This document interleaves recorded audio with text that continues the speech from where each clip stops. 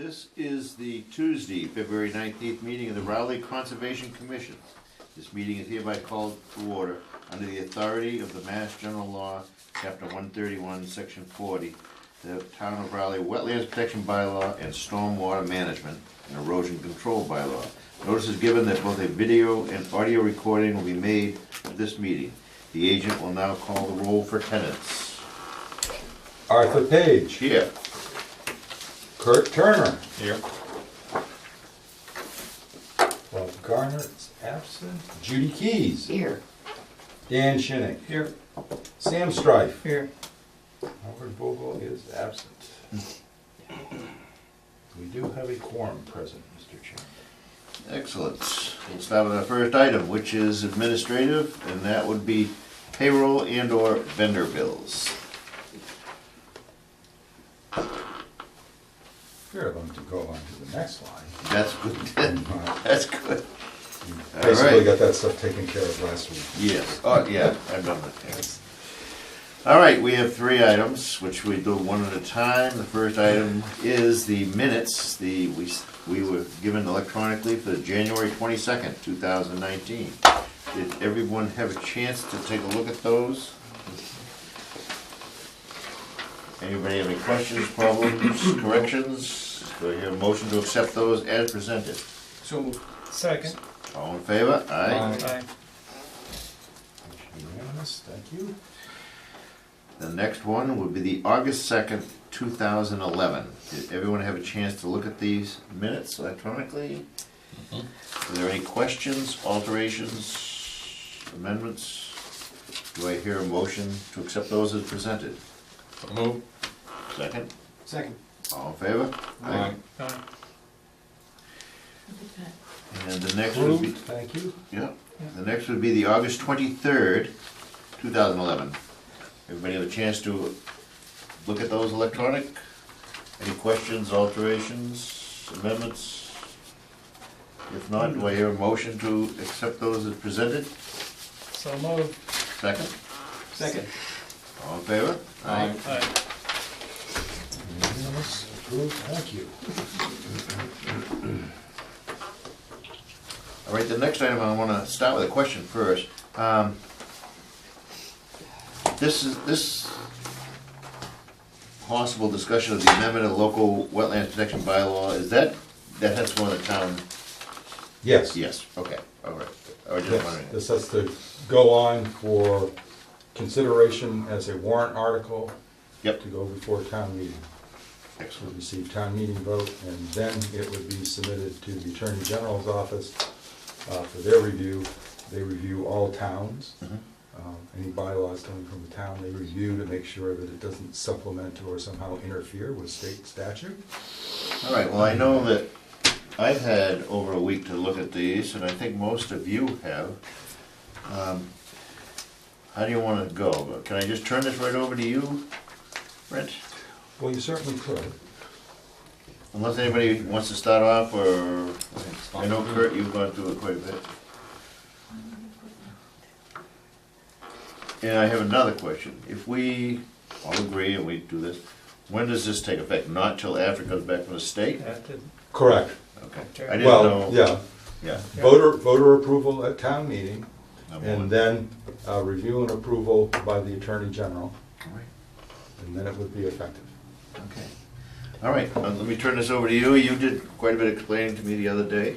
Well, let me just read it into the record so we get a sense, and I'm obviously not going to read the whole Right. wetlands bylaw. I'm just going to read the sections that we're proposing to amend. The first one is subsection B, submittal fees, which is on page 6 to 7 in the current version of the bylaw.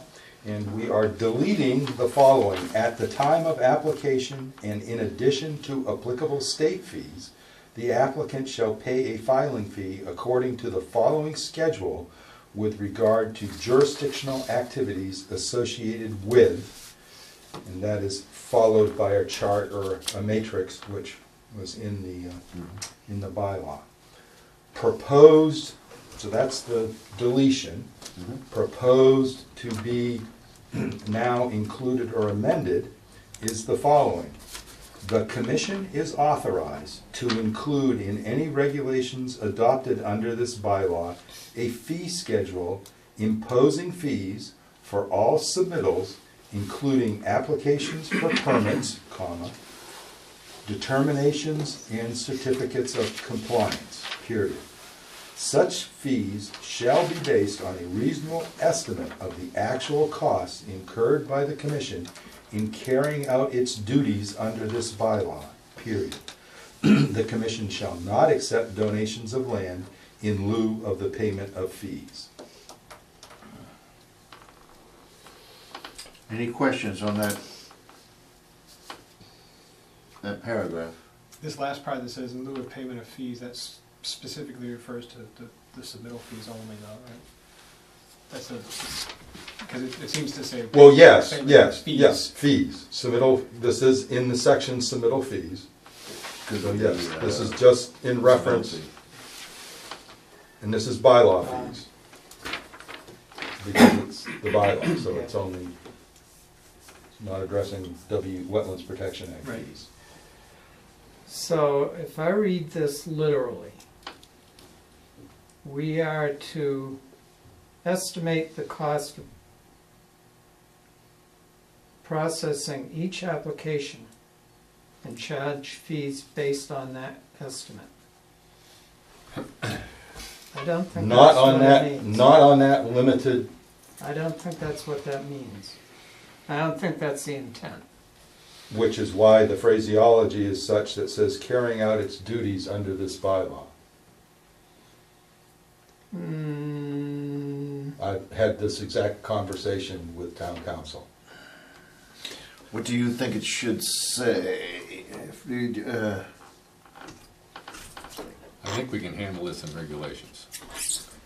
I was gonna Shall say, be based on a reasonable estimate. The regulations, we need to spell out In carrying what out constitutes reasonable fees. its duties.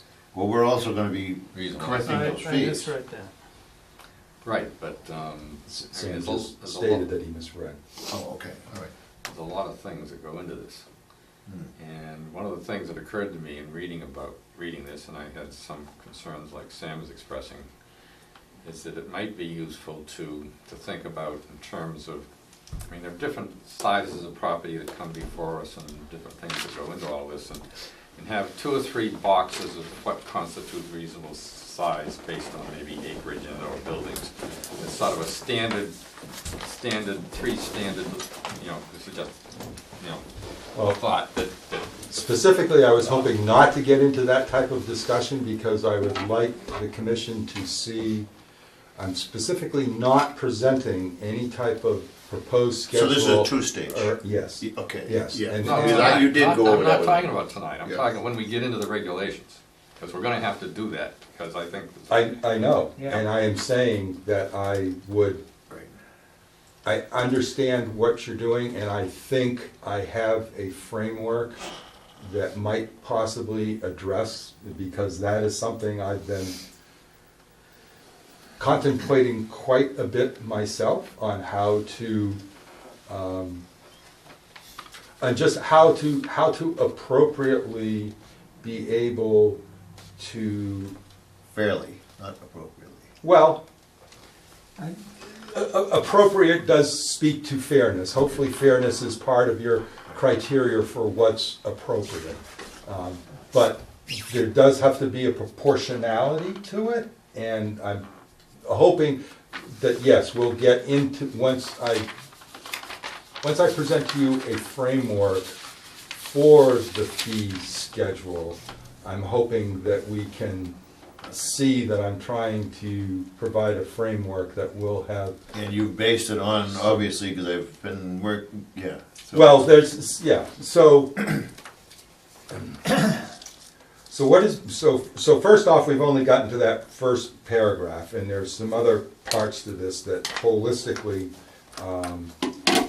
are going to lead to then us looking at what a fee schedule would possibly, what that framework would look like. And town council's direct input on this was this statement. Because it's not spelled out in statute anywhere, but there have been court cases that have challenged some communities for what they have. And we're not just talking about con-cons, we're talking about municipal fees. So municipal fees as a broad general category need to have some type of reflective nature as to what the municipality, its resources, its staff gets involved in whatever they're doing, being it charging fees for perk testing, being it the fee for dog licenses, so just, that's where this language comes from. Do you want to read all three, and then we'll start at the top and go down? Would that make it more? Well, I don't know, no, I think this is good, I think this is good. I think it's good because, you asking questions and me trying to explain where some of this is coming from. This is also coming from a survey of a number of different communities, and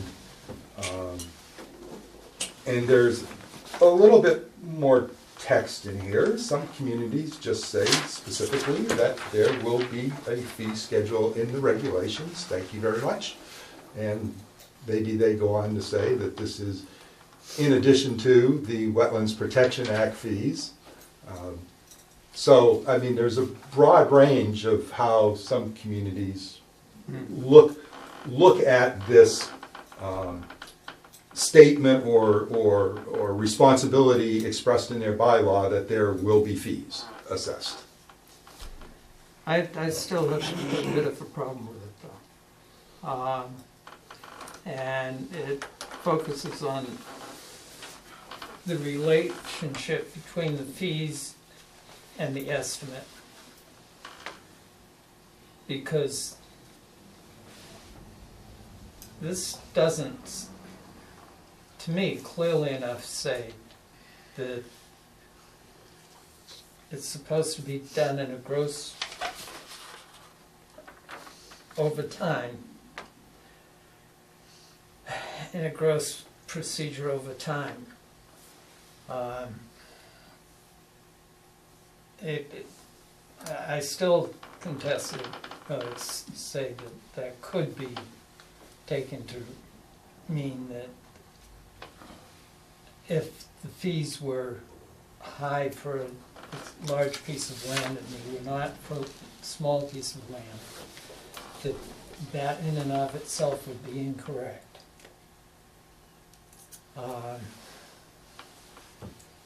And that's as an example. And this, by my understanding, does not actually have to be approved this week. I would be interested in asking the lawyer the question of whether you can say such fees in total shall be based on a reasonable estimate of the actual costs, or something of that nature.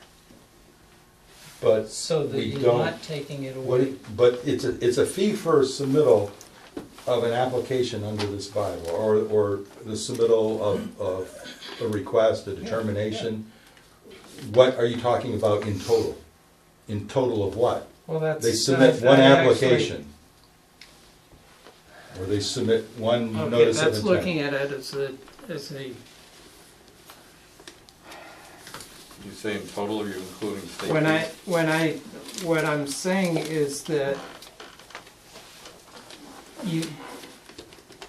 the intent is to take all your costs for that type of application over a period of time and compare that and set the fee rate based on that cost. Right? No. What is it? Maybe I'm not interpreting what you're saying. It's meant to be a reflection as to, like I said, one application, one request to determine applicability, one certificate of compliance, one request for an extension. It's meant to be reflective of then what does that trigger? How much time? does it trigger a site visit? Does it trigger anticipation of multiple site visits, i.e. when order of But condition? you can't, you're charging the fee before the fact. You Right. can't determine how many visits are going to be, right? You can't determine what's gonna happen in that application. Yeah, but no one is suggesting, and this phraseology does not suggest that this starts a meter on the taxi that charges for every 1/10 of a mile Right, that the vehicle goes Right. over. That's, I it's understand. just meant to be a But- reasonable estimate, as it exactly says. Should we include some language then that says a reasonable estimate based upon historical analysis of previous fees incurred? Or something, Yes, something along I- those lines. I don't think know that who you're makes gonna it get too- to do that. Well, I mean, I over, think that makes that too specific and too encumbered. I think see, I don't think that you and I are arguing differently. I think I I'm don't simply think so, but saying I think you're the taking the a words more are- tortuous path and anticipating. Well, you got two different, we have a standard house being built and pays a fee. Then we have a project, I'm trying to think of one fiasco that happened that really seemed to involve a lot of us, and that was the water tower. And all of a sudden it went from bad to became a big problem. And then we kept going there and driving by once or twice a day. Yes, That but was- should not, That was after the application process is Yeah. put Right, out in but the you don't know it permit. until it's. should not the fees support all of the activities in that nature? We had no idea it was gonna, I'm- we were I'm a not week saying- away from finishing. What I'm saying, Art, is that you're not, I know you're not trying to set the fee according to the amount of work that's going to be required on that project specifically. Well, I'm not taking a project as much as of the board. We were trying to chase things down, Whoever. I think that's, but there's no way we But could have, what I'm saying, planned that. What I'm saying is that basically, the way I interpret this wording is that if Brent spends a quarter of his time on processing these applications, and he has $10,000 of expenses, whatever the expenses are for Right. doing it, then over a period of time, not necessarily each year, the fees charged for those should equal that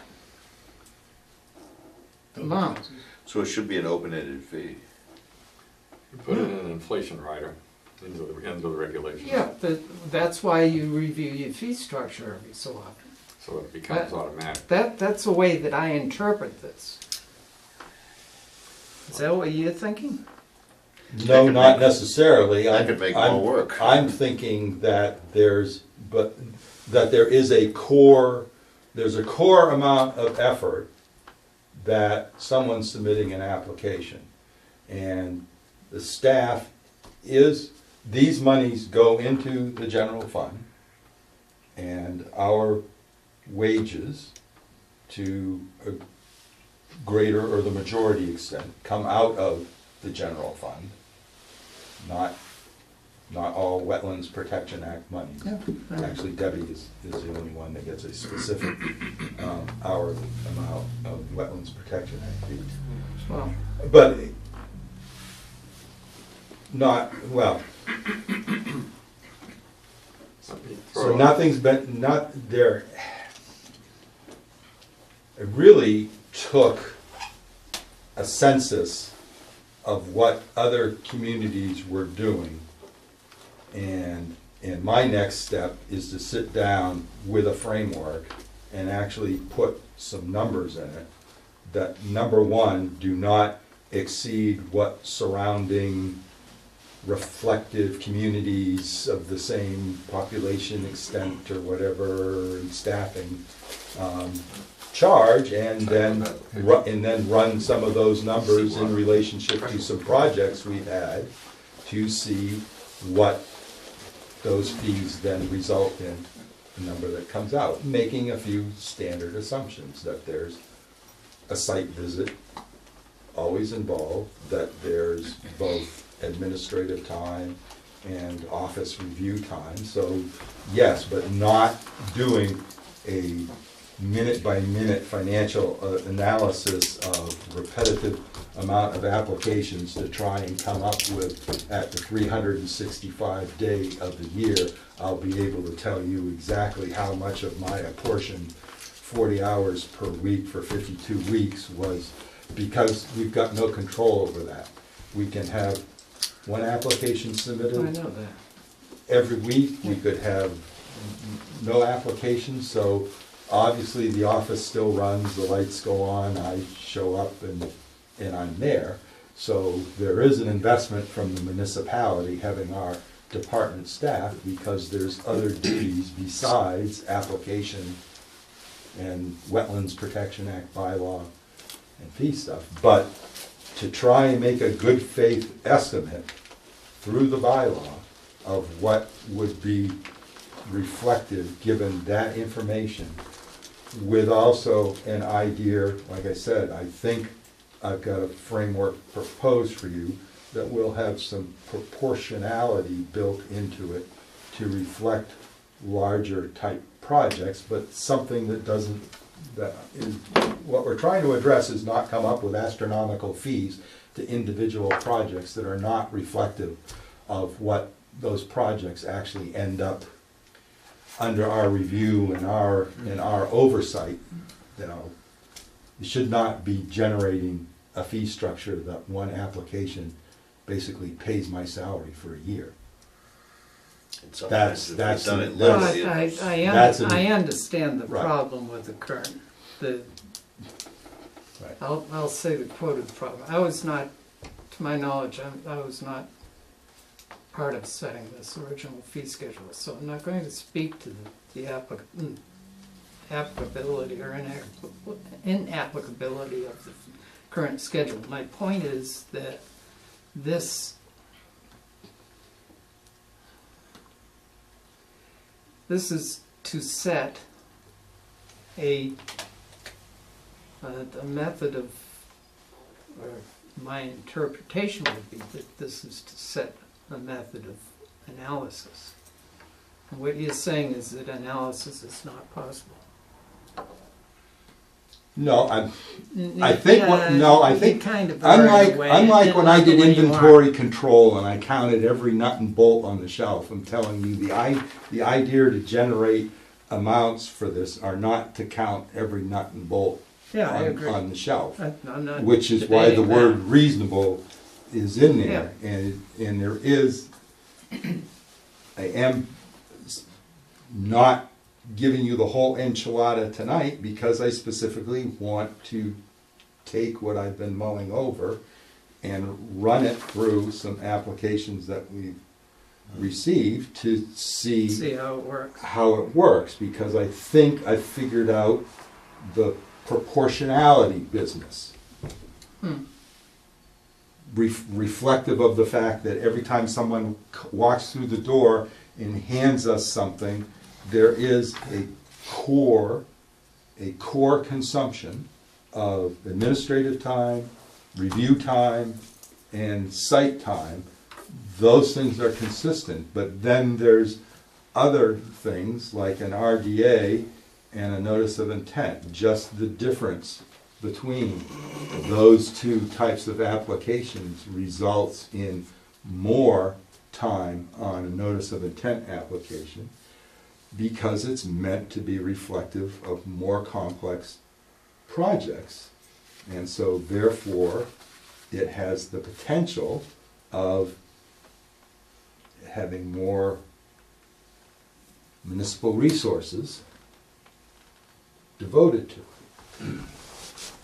And not just because it might be larger in size, but again, like I said, I think I've got something that is going to work with unique site characteristics of each project that then will be reflective of building upon the core investment of municipal resources that go into each and everything.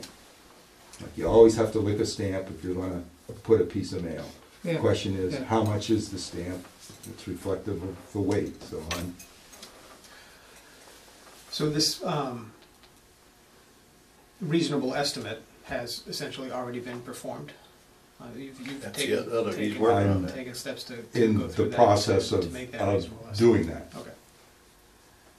And part of the reasonableness was to also look at surrounding communities and Right. look at what they were doing and think about what they have for resource, wetland natural resources, and whether their bylaws were relatively the same Similar, as, right. as our bylaw.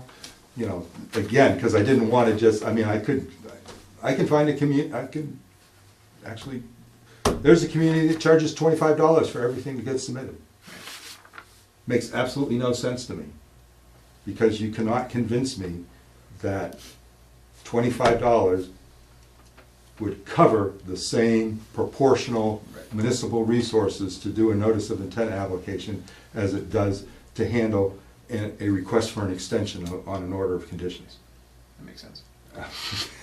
Well, that community thought $25 was okay. You know, then I've got another one that charges $50 on notices of intent and requests to determine applicability, but as soon as the site gets, as soon as the lot size, and this is what didn't make sense, as soon as the lot size is greater than, I think it was 3 acres, it's a higher fee. It doesn't say anything about the project size. It said the lot size of the parcel. I think your approach is making sense, and I don't think we'll fully appreciate it until we, I mean, basically, all this is what's going to go in regulations, and the regulations are going to be Correct. subject to a public hearing, and the public will, and in addition to this board, will, have opportunities to provide input into it before it even gets to the public hearing, so. Right. In terms of working at those things, so. So, Well, This I is don't- the, I this don't is mean the to- groundwork to support that being done. Yeah.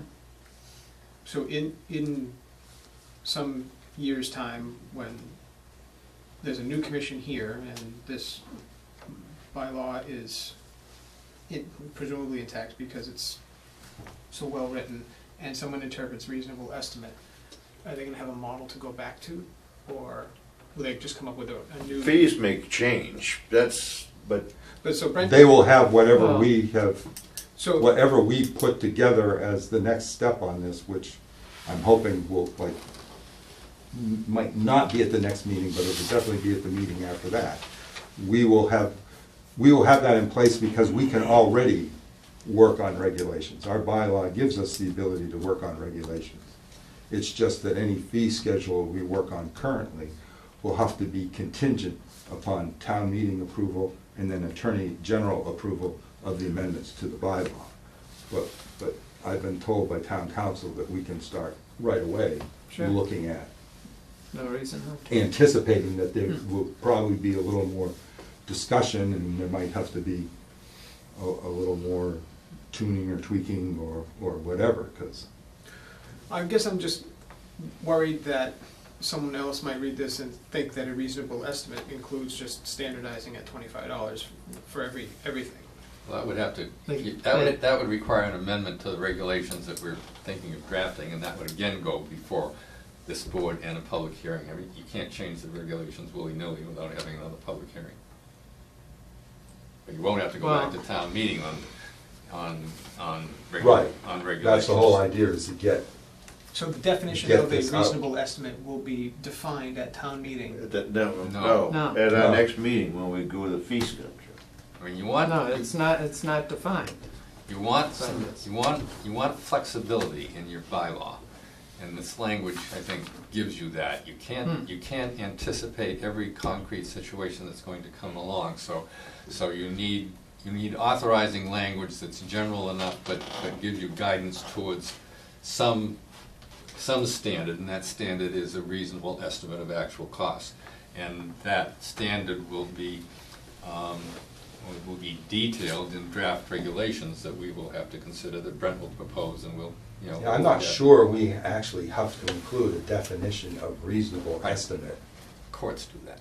Right, They interpret right. that. This, I think, is just coming, just coming out of language that is generally recognized to have a fairly discrete meaning. I mean, it's. Part of the reason this phraseology came was actually, I mean, there again, you shake your head sometimes on how courts make decisions, but what if the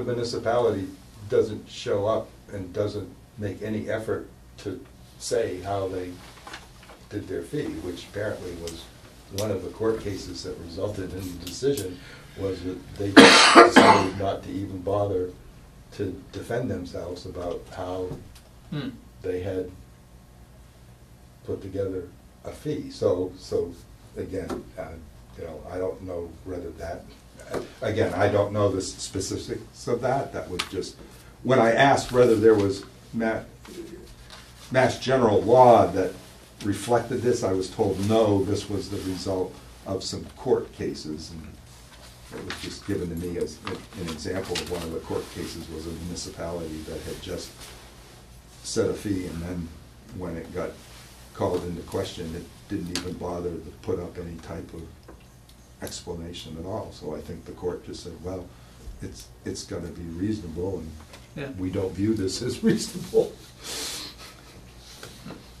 This is a more flexible provision than what exists in the crossed out language, where it just said the applicant shall pay a filing fee in accordance with the following schedule, and that schedule is arbitrary and applied to everything. So this gives us a chance to provide more balance and flexibility, and hopefully, you know, a lot of applicants felt those fees were unreasonable because they were so arbitrary and didn't anticipate every situation that came along. And I think this approach will hopefully give us a more balanced and reasonable approach over time, and still allow for future commissions to propose amendments to the regulations that we will be developing. Okay. I guess my only other thought is that there should be the word "these" in between "of" and "fees" in the last sentence, just to make it perfectly clear that. I'm sorry, what was that again? The last sentence should read, "The Commission shall not accept donations of land in lieu of the payment of these fees." Insert the word "these." I don't have a problem with that. Yeah. I'll ask.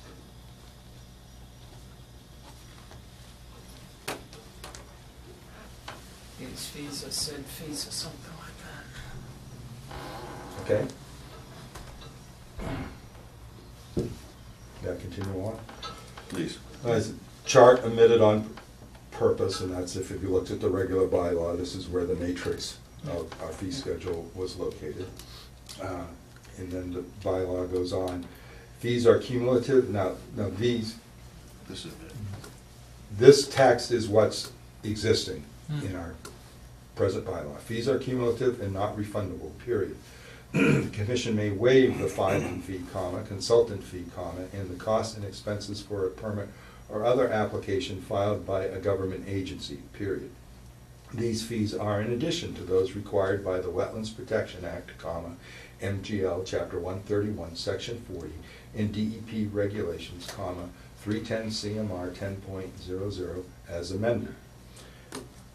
I stuck on the as amended because as I've worked with Counselor Judy Pickett and Counselor Tom Mullen, I've learned that that is actually proper legal etiquette to not always assume that a statute or regulations won't be amended, because of course regulations especially are amended. Next sentence to be inserted, or is proposed. Submittal fees collected pursuant to this paragraph shall be deposited in the general fund of the town as unrestricted receipts. So that's really just a statement of what has presently been being done.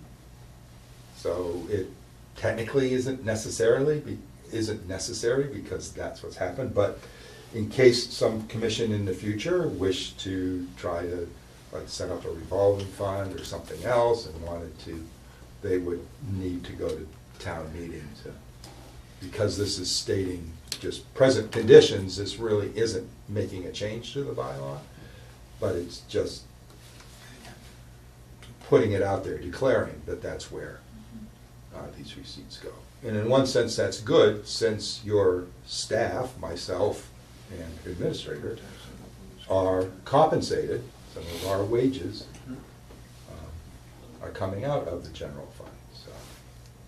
So in a sense, this is sort of just letting folks know that that's where our fees go, that they don't go somewhere else, that they go into the general fund. It's unrestricted. Where else might they go? Where else would someone? Well, like I said, some departments have what they call revolving funds set up, where certain fees go into that, and then that department has the discretion. I mean, they do have a stated purpose for what they use them for. Like the health department uses their fees to do the hazardous waste collection day. I'm not sure that all of their fees go there, but they do the metals collection, they do the hazardous waste collection days. Cemetery does, Yeah. the shellfish. By going into this unrestricted receipts category, it's Well, available. if you went to town meeting and asked for a revolving fund to be set up, that would take, I'm assuming some of the source would be these fees that are collected under the wetlands bylaw. And then you would have some fees that would not be going into the general fund. So if you did that, but town meeting has to approve that, you have to go through the FinCom. Okay, Yeah, so these are all going into the general fund to be used for. that's the by way any- ours are going to be, Any, right? any commission or department within town. Right. Okay, just making sure I understood that. So, and that's section, rules and regulations under the bylaw, which is page 12. This is text to be deleted. After public notice and public hearing, comma, the commission shall promulgate rules and regulations to effectuate the purposes of this bylaw, comma, effective when voted and filed with town clerk, period. Failure by the commission to promulgate such rules and regulations or a legal declaration of their invalidity in whole or in part by a court of law shall not act to suspend or invalidate the effects of this bylaw. I'm going to go on to what's proposed. I have a paragraph A and a paragraph B. Paragraph A, the commission shall be empowered to establish rules and regulations to govern its affairs, comma, including but not limited to regulations concerning fees, comma, definitions, comma, use of consultants, comma, security to assure performance, comma, performance standards for work in wetland resource areas, comma, procedures governing small projects, comma, hazardous trees, comma, and such other matters which it deems appropriate to address, period. After due public notice and public hearing, comma, the commission may promulgate such rules and regulations to effectuate the purposes of this bylaw, comma, by a majority vote of the duly appointed members then in attendance and filed with the town clerk, period. Section B states, failure by the commission to promulgate such rules and regulations, comma, or a legal declaration of their invalidity by a court of law shall not act to suspend or invalidate the effect of this bylaw. Now, basically, it's stating the same thing that was previously stated in the strike-through area, except it's declaring some specific things such as the performance standards, procedures governing small projects, hazardous trees. These are things that we've taken steps to try and address, but were never specifically enumerated in the existing wetlands bylaw. So, in a sense, this is just a declarative statement to introduce some of these categories that we've seen fit to adopt policy standards on. Just in case, somebody ever said, well, how do you guys justify working out that procedure to handle hazardous trees. Well, now, putting that in the bylaw itself, it makes it eminently clear that hazardous trees in a regulated resource area or buffer zone, the commission is capable of effectuating some type of policy and procedure to address that. Doesn't necessarily mean we have to. In that instance, that's a particular thing that we have done because there's been such a clamor for it. Small projects is also put in there in anticipation that that might want to be done. A number of other communities' bylaws that I examined all had carved out. Roadway, small what with that projects. small project? Well, I think as I gave you the example talking to you the other day, it could be something as ubiquitous as soil evaluations. Right, right. That, you know, a was just thinking very about that. repetitive thing that has kind of a narrow parameter. In other words, you could easily, you know, define just exactly what that. So we don't have to activity- define a small project, it doesn't have to be an emergency project or anything. Other like that. communities have used it to decide how they specifically wanted to handle what the Wetlands Protection Act carves out as minor activities. Remember we had that water breakdown on, down near the river, which we had to do an emergency, Well, it doesn't supplant the possible need to issue an emergency certification for certain things. This does not replace that. okay, that's what I was wondering. But it does present the possibility that sheds in the buffer zone of a single-family residence that are not clearing previously undisturbed buffer zone natural plant communities. If you wanted to take that, I think it's Topsfield I was just reviewing. So Topsfield has taken and set up these parameters for a project that their agent, they collect a fee, they have some submittal requirements, the agent goes out and does a visit, but they set up the parameters that it's 50 feet or more from the edge of bordering vegetated wetlands, that it's in a previously altered area. I'm trying to remember there, don't hold me to this. If a tree is cut, the stump is ground in place, there's no earth, I mean, in other words, they set up some parameters. Now, if your project doesn't fit that, and you're in a regulated buffer zone, and so therefore you need to file an RDA. But they created this sort of category to try and cover these less disruptive, disturbing projects that they see probably on a repetitive basis, and they just learned, just like we have with soil evaluations, they've learned that, well, the commission's always going to do, so they said, well, why in the world can't we set the criteria? We trust our agent, we'll send our agent out. I think they have like a $50 fee, so they still get a fee because it takes a person's time to go out and do that. And they write a letter, and they set it up in their regulations that letter's good for a year.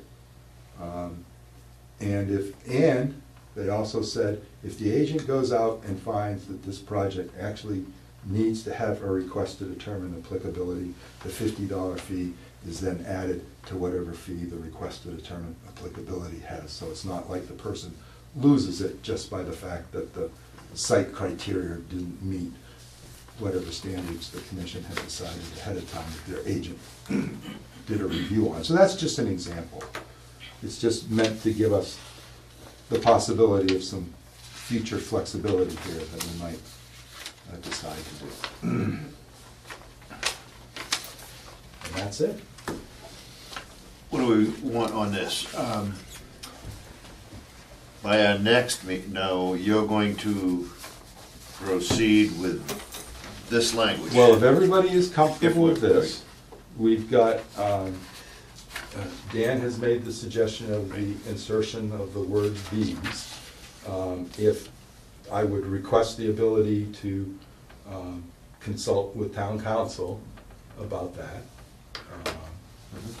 And if that proves not to have some type of unanticipated consequence that we can't think of ourselves or whatever, Yeah, I mean, the idea there was just to spell it out that, to put some We may in specificity on the fee. On Yeah, what- I mean, we what may- fee are we talking we about? may in fact accept donations of land in lieu of the payment of other fees.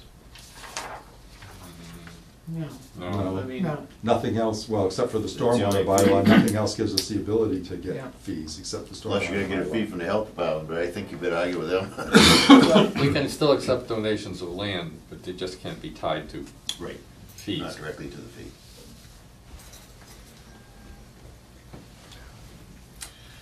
All right, So if that is acceptable, then I would ask the commission to take a vote that this is what they wish to propose for consideration as a warrant article. It'll probably have to be rewritten. I will work with Debbie Egan as to whatever the protocol is, as well as whether there's a desire for future steps. I mean, I don't know if I need to go present this to the Board of Selectmen, or we just need to notify them of it.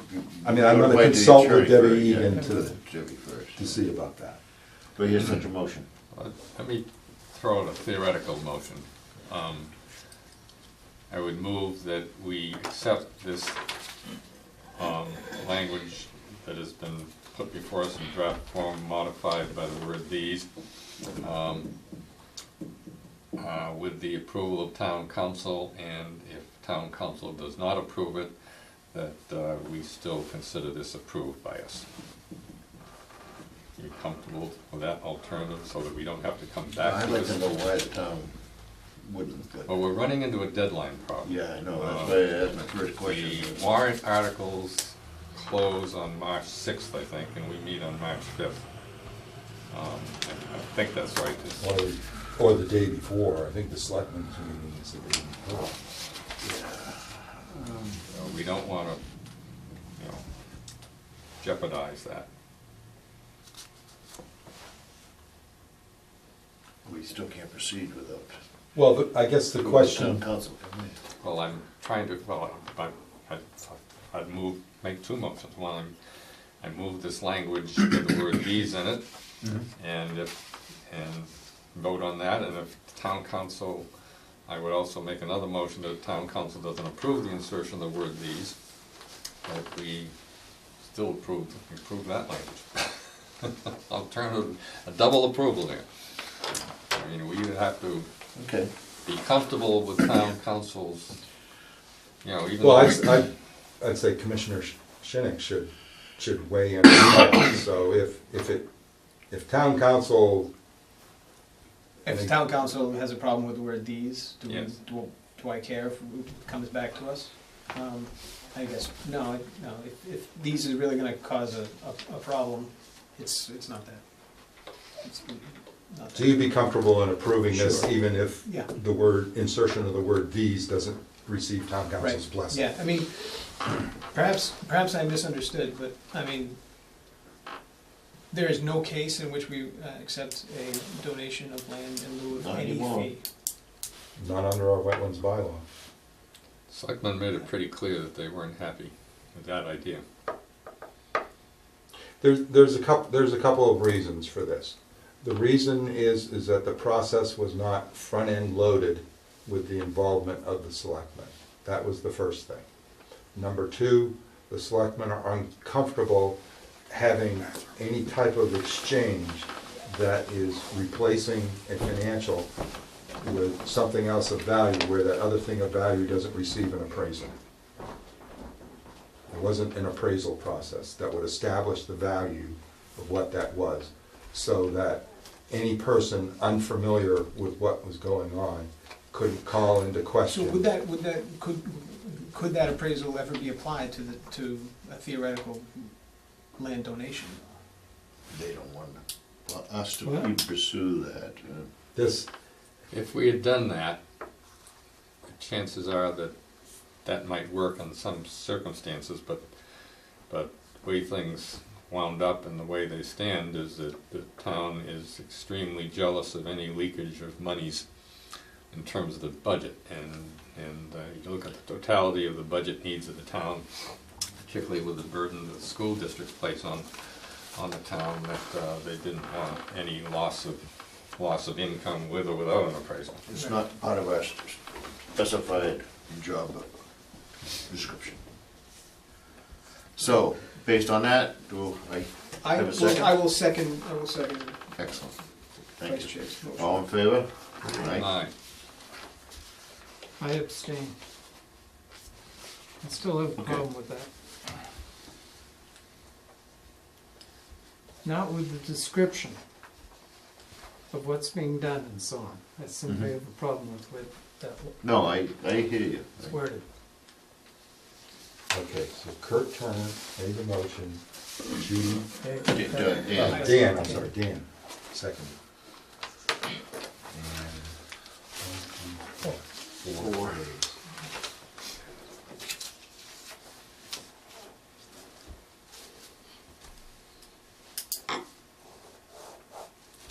Okay. At this time, can I just ask a question, more or less a legal question? If all of a sudden this starts to get bouncy and we're not gonna make that time limit, can we call a executive session beforehand with a week's notice? No? I don't think it would be an So only- executive Call it session, I think we could have a special special meeting. A special meeting, We could okay. have a special meeting. And would everybody be agreeable to that rather than theoretically waste a year in possible turmoil or crisis or something? Well, yeah, I don't see where it's gonna be a problem. I don't think it will be, I think it will meant The this. selectmen also have the ability to, I think, waive the warrant closing for either a specific article or to extend that deadline. Oh, So Sure they okay, all right. that provides some flexibility, I think, or potential flexibility. That's a very nice picture. All right, well, that brings us to our next item, which is the 7:45 item. We're a little bit late on that. Want me to read from this? Well, seeing how there was a request for a continuance on that, why don't we just quickly continue that, and then, if the chair is supportive of it, go to the various certificates of completion requests that Right. Mr. Moore was here Yes. representing the applicant on.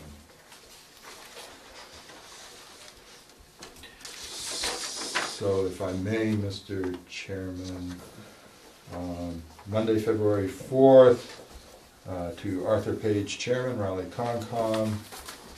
This was sent in February 4th.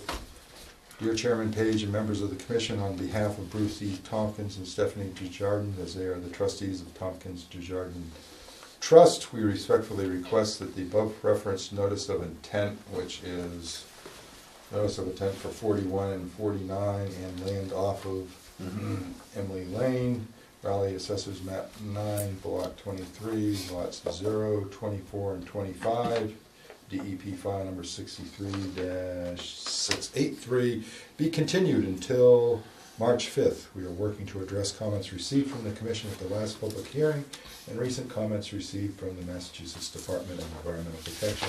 Please feel free to contact us if you have any questions or need additional information. Thank you. Respectfully submitted, James J. DeCoulis, Professional Engineer, LSP. We have a motion to continue that to the So next meeting? Second. All in favor? Aye.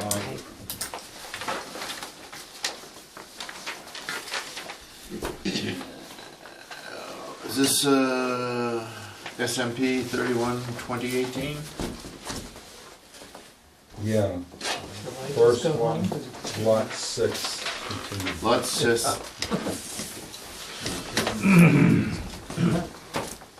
Sure am. Did Brent Oh, hear this that? is that one, yeah, okay. Sam's receiving. Yes.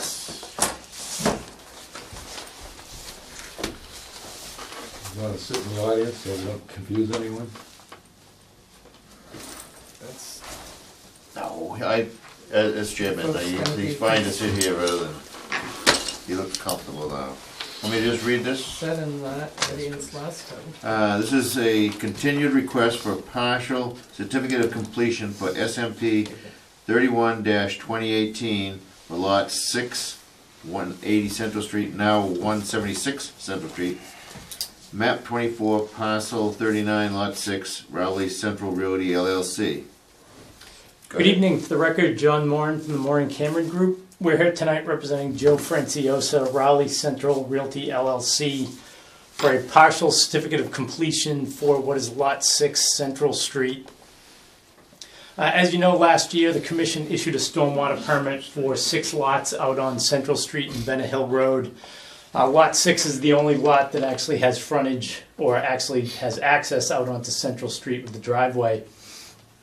House was built, driveway was put in, stormwater system was installed, grading was started, septic system was installed. Mr. Franciosa wanted to request a partial certificate of completion. We had done an as-built plan. In our partial certificate of completion request, we noted that the majority of the work on the site was completed. However, they still needed to loam and seed the area. The pond itself was slightly different than what was proposed. The areas of the pond, the volume provided, was the same volume, if not more, than what was originally proposed. So there is the volume that you need. However, the weather hit. There was some grading issues right around the outlet of the pond. Brent asked for some additional information. So we had submitted some more details. So lot 6, this plan, you can see this is the proposed pond itself. The actual as-built pond, the areas right along the edges of the riprap stone, actually you can see it right there in the picture. It's real visible right in here.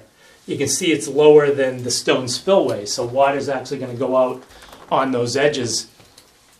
But because of the weather, everything was frozen. They really couldn't finish the work, so they'll finish it when they do the loam and seeding in the spring. Also, there was actually, the highway department noted that when they built the driveway, the swale that's on the shoulder of the road is actually draining back out into the street right along the edge of pavement. So Mr. Franciosa met with, I believe it was Patrick from the highway department.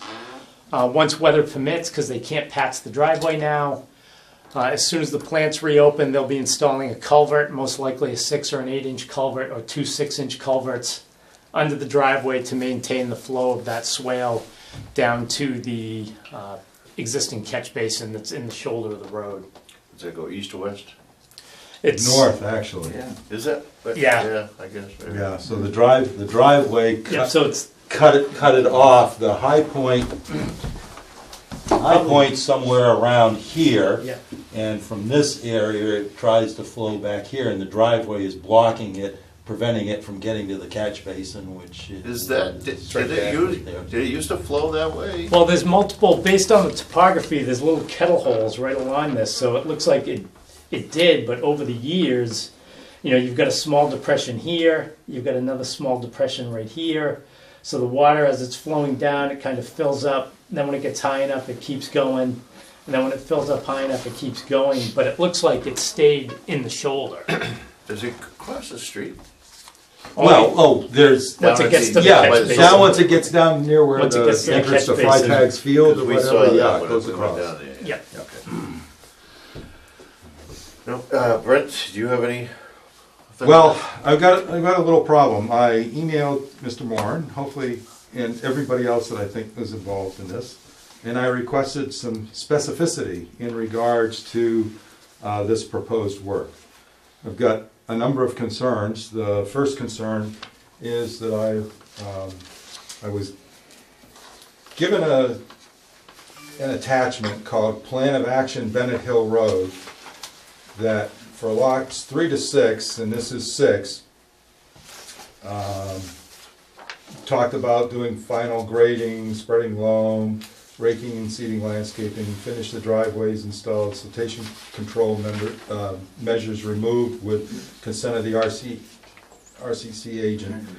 I requested some specificity in this because I don't think this is enough information. Also, lots 3 to 6 are not all under the same ownership and responsibility, so I requested that there be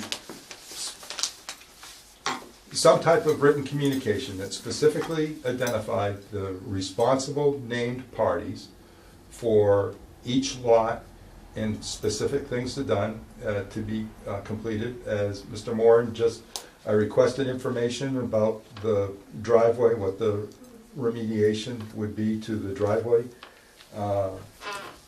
That work, who is going to be responsible for it, because Lot 6 has changed ownership. Lot 6 is now owned by the Bowles, B-O-L-E-S, and they have moved in. But I must imagine that their purchase sale had some type of contingency that there is responsibility on someone's part to complete these various things because the lot was not finished. Who do we hold responsible? Well, and we've got the replanted cut area extends partially onto this lot. And so we are not in receipt of what I believe is appropriate information that would allow the commission to consider issuing a partial certificate of completion. As I said, specifically names of the individuals who are responsible for completing this work. The sequence of the work is fine, but to the extent that it doesn't address this business of the driveway, I think that needs to clearly be described and stated. There isn't anything about responsibility for that planted area. If all those plantings die this winter, who's taking care of it? And I asked for that information and didn't receive it as of this point in time. I would suggest that the commission, if you wished to indicate your desire to take a vote, unless there's some other concern, that vote be contingent upon that information being received by the office so that we have clearly identified responsible parties for each of these different lots, because as we get into this, the lots have different ownership, and I'm not sure, it's hard for me to keep track of. It can get messy. Yeah, well, I just want it spelled out. Yeah, I mean, taking care of finish the driveway installed. All right, well, what does that mean? So now you've talked tonight about the possibility of not just one, two with potential diameters. I mean, I'm just looking for things to be specifically identified so we don't get into the problem. Because right now the commission would cite the Bowles because it's their property. And I don't think that's fair to the Bowles because I have a feeling that they were probably counseled in buying this property before it's finished graded and stuff, that they probably spelled out who had some obligations here, and we are not privy to who those particular people are, especially now that ownership has changed. That's good enough for me. I don't know about the rest of the board. and we can definitely add all the responsible parties to that list along with the information for the driveway. And I can verbally give the commission tonight the responsible parties for every lot. But see, I don't want it added to this list because this list is a catch-all. This list is lot 1, lot 2, No, we'll just and then 3 separate to it 6. out. I'd like a list for each lot Yep. because I'm not sure which ones have different ownership, but I have a feeling that 1, 2, and 6 that are before the commission tonight, that we're possibly looking at 3 different owners on those 3 different lots, or at a minimum 2. Right. I don't see a need to rush into doing partial certificates here until these things are resolved. I'm also confused by what you said about the driveway not being worked on until spring, which is a rather amorphous period of time. Here we're in mid February with a lot more winter and rain and snow and sleet, and I don't, maybe I'm missing something, but it seems to me you're going to get drainage under Central Street and freezing ice and stuff that's going to have to be taken care of by the town, and I don't know why you can't take care of that driveway right now with the proper equipment and deal with it. Well, he met with the highway department out on the site, and the reason you can't do it is because as soon as you cut the driveway, you can't fix it. And the highway department didn't feel that the issue of the water along the edge of the roadway was serious enough that they had to cut through the driveway. He didn't feel that it was going to pond out into the street and cause an icing issue. Because the issue is, once you cut the driveway, you can't repave it. So you're dealing with that cut to put the culverts in. And again, they met up, he met with the highway department and discussed that. And he didn't have an issue waiting. He didn't see that it was going to be a problem. Then the homeowner probably shouldn't have an issue either. Right. Thank you, I appreciate the explanation, and But the buyers are looking for some type of statement to, in a partial certificate of completion is utilized as a vehicle to let, now that the property has changed hands, it lets the person who has now bought the property and supposedly bought all the obligations, it lets them know that some things under the permit have been completed, and it usually discreetly lists the things that have not been completed at this point in time. And so, I think, again, I'm just looking for some specificity in regards to responsible parties and the discrete things for the different lots, because some of those things are different depending upon the lot. Some of them are the same in terms of the finish grading, loaming, and seeding. I don't see why that can't wait till the next meeting. Exactly. Yeah. Seriously, John. Yeah, that's fine. Yeah. We'll put the additional information together. I'll get it to Brent, the end of this week, early next week. The Francioses apologize for not being able to be here. They would have been here last week, but they had a family vacation scheduled for this week. So that's why I'm here. But I'll get the information to Brent over the next week or so, and just make sure we can get it in so that we're all on the same page before the meeting. Thank you. That'd be good. Excellent. Okay, next one. And when did you say the next meeting was? It's gonna be The March 5th, right? 5th, yeah. The next one is a new request for partial certificate and a partial completion, SMP 31-2018, Lot 1 of 180 Central Street, now Bennett Hill Road. Okay. Map 24, parcel 39, Lot 1, Raleigh Central Realty LLC. So that is the bottom one? First lot on the left. Actually, the Oh, the top. top. Okay.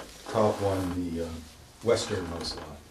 For the record, John Moran from the Moran Cameron Group, here representing Chris Franciosa, Raleigh Central Realty LLC, for a partial certificate of completion request for Lot 1, 100 Bennett Hill Road.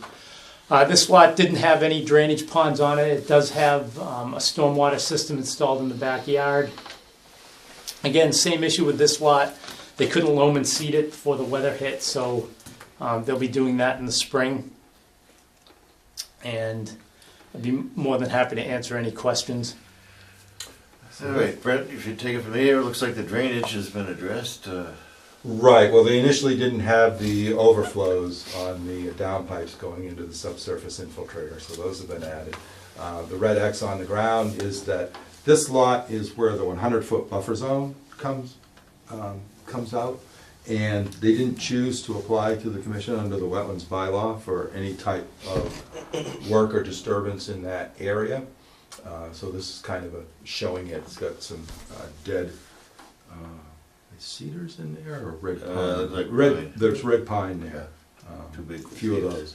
But anyway, so there's this sort of, there's this arc, well, it's not sort of, there is in reality an arc. Yep. Coming from the 100-foot, the BBW that's over here, it's a 100-foot, edge of the 100-foot buffer zone.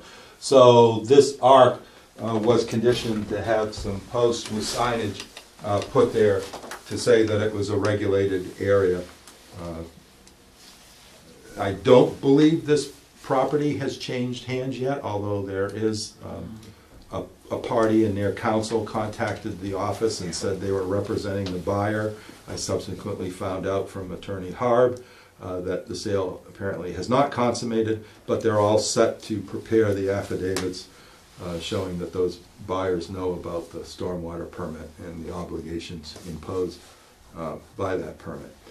But here, in this case, so there's the finish grading, the loaming and seeding, and the condition that calls for these posts with signage, which is unique to this particular piece of property.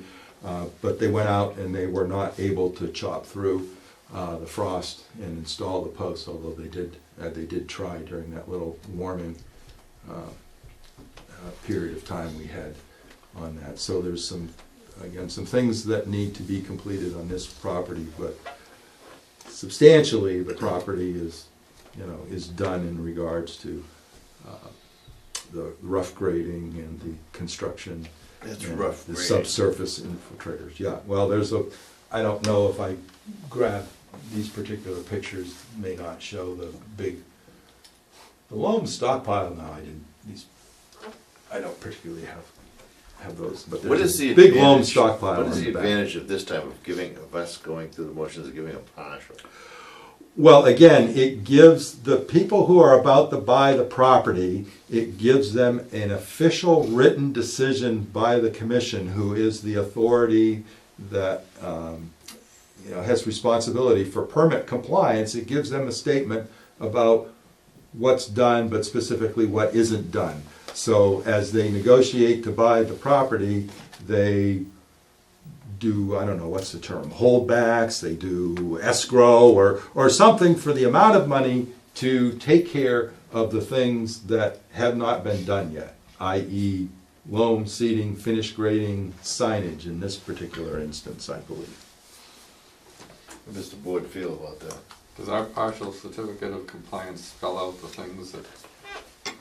Need to be done? or Well, that- see, one of the that- reasons why I'm that are asking included? for this sheet, this statement with the responsible parties, is so I can just reference that on the certificate of compliance and have that included in the documentation that gets issued and recorded at the registry. And so then there won't be any misinterpretation about who it is and what it is they need to do. I'm good with that. You're gonna come back anyway.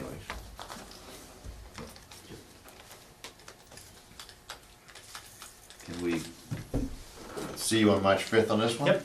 Do I hear such a motion? Second? Second. All in favor? Aye. The next is a new request for a partial certificate of completion, SMP 31-2018, Lot 2, 180 Central Street. Now it's 104 Bennett Hill Road, map 24, parcel 39, Lot 2, IBS Realty LLC. I apologize. May I get who moved and seconded? Oh, on I'm this? sorry. Kurt moved. Thank you. Good evening. For the record, John Moran from the Moran Cameron Group, here representing Phil Franciosa, IBES Realty LLC, for a partial certificate of completion for Lot 2, 104 Bennett Hill Road. So Lot 2 is second lot in from the left. And there is a portion of a drainage pond located on this lot. It actually straddles the lot line. The majority of the ponds on Lot 2 finishes on Lot 3. Same issue with this lot. They couldn't loam and seed it. Grading of the pond is done. We've gone out, did an as-built. We did an interim as-built that we submitted as part of the design. And kind of the same issue as Lot 6. There's a small section. Brent asked for an additional detail. So we gave a more detailed, right on the right-hand side as you're flowing out. The stone's just down. You can kind of see it on that picture. The water can actually find its way right outside that, but the volume of the pond below the spillway is the volume proposed on the original. The grades are slightly different, but the volume itself is the same, if not more, than what was required. Obviously, when the weather breaks, they'll be able to finish that grading around the pond, around that spillway, and at the same time, then they'll loam and seed the entire property and get the vegetation to start growing. Now, what inadvertently happened here, why you're seeing a picture that has green filter sock in it and then straw-colored sock, is because the green filter sock was frozen in place they did some more final grading to the embankment or berm towards Bennett Hill Road, and they used the green filter sock as a retaining wall and graded right up to the top of it Won't get because that it up was in frozen July, in yeah. place.